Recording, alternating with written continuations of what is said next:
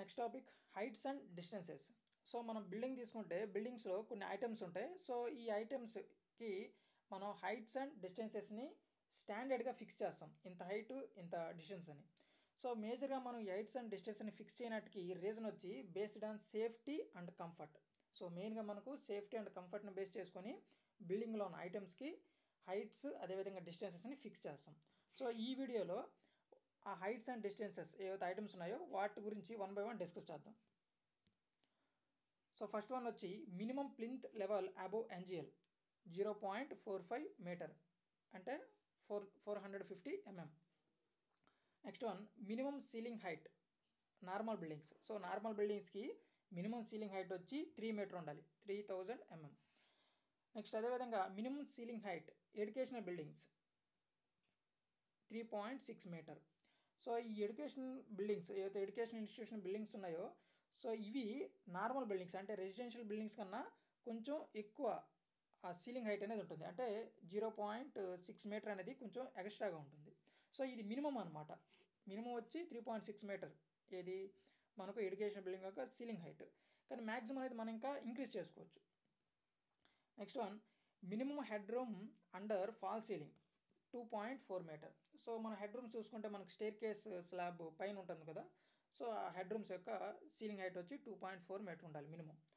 Next one minimum ceiling height bathrooms. So bathroom యొక్క ceiling height వచ్చి 2 metre ఉండాలి. So minimum వచ్చి 2 metre ఉండాలి ఖచ్చితంగా బాత్రూమ్స్కి.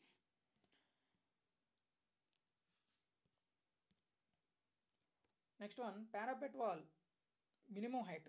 సో పారాపెట్ వాల్ యొక్క మినిమం హైట్ వచ్చి 1.05 మీటర్ ఉండాలి. Top of railing in balcony. So balcony railing యొక్క టాప్ వచ్చి 0.9 మీటర్ ఉండాలి. Top of staircase railing వచ్చి 0.85 మీటర్ ఉండాలి. Next kitchen platform height. So kitchen platform అనేది హైట్ వెరీ వెరీ ఇంపార్టెంట్, ఓకేనా. సో ఇది 0.8 మీటర్ ఉండాలి, సో అంటే 800 mm.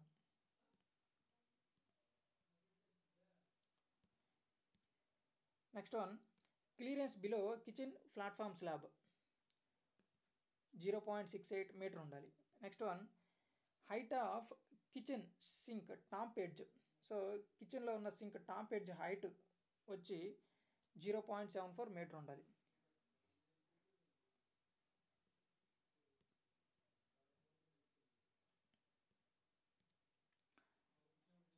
Next front top edge of wash basin వచ్చి 0.85 మీటర్ ఉండాలి.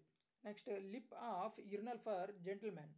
సో మనకు ఈ బాయ్స్ యొక్క యూరినల్ ఏదైతే బౌల్స్ ఉంటాయో సో వాటి యొక్క లిప్ అంటే బాటమ్ దగ్గర నుంచి మనకు ఏదైతే కింద మనకు ప్లాట్ఫామ్ ఉంటుందో అక్కడ వరకు ఉన్న డిస్టెన్స్ వచ్చి మినిమం వచ్చి మనకు 0.7 మీటర్ ఉండాలి, అంటే 700 mm. Next top of urinal partition 1.3 metre ఉండాలి. Next bottom edge of mirror behind wash basin 1.3 metre ఉండాలి. Next one water of shower rose 2 metre ఉండాలి.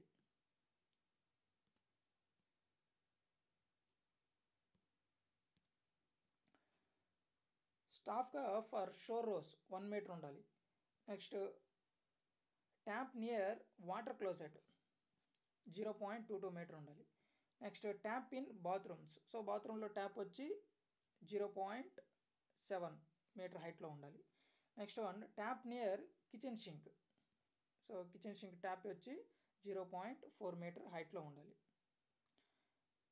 Projection of tap in bathroom 0.2 metre.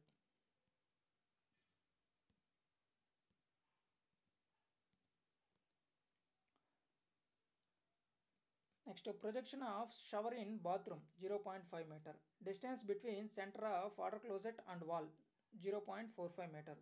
Minimum space in front of water closets 0.6 metre. Minimum space in front of wash basin 0.65 metre.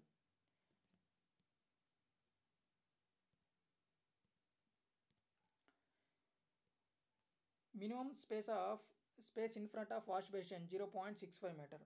Bottom of switch board. So switch board యొక్క bottom యొక్క minimum height వచ్చి 1.35 metre ఉండాలి. Next bottom of AC socket 1.8 metre ఉండాలి.